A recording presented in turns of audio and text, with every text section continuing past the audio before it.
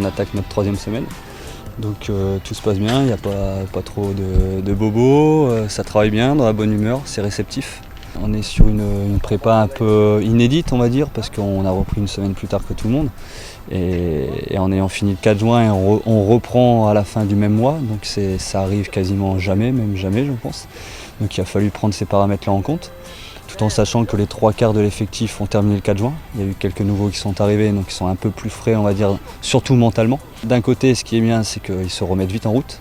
Mais la deuxième chose, c'est que vu que psychologiquement, mais aussi physiquement, ils n'ont pas eu le temps de bien récupérer, il faut éviter les bobos. Donc il y a un gros travail sur la prévention, un gros travail sur le renforcement, justement pour éviter ces petits bobos qui peuvent arriver à cause de ce manque de coupure, on va dire. On fait en 4 semaines ce qu'on doit faire en 5, c'est-à-dire qu'on diminue un peu tout ce qui va être le travail aérobie, le volume, des choses qu'on peut retrouver dans les jeux, et pour passer sur du travail un peu plus en puissance.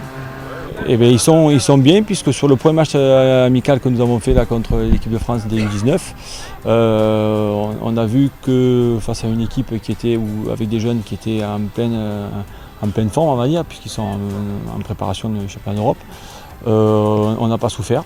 Donc on peut déjà nous juger dans un état de forme plus que satisfaisant. Ouais. Là, petit à petit, on va basculer dans l'intensité, quoi. On va diminuer le volume et augmenter l'intensité pour retrouver de la fraîcheur et avoir les jambes, avoir du changement de rythme pour être prêt pour attaquer Bourg-Péronnas, pour être à 100%.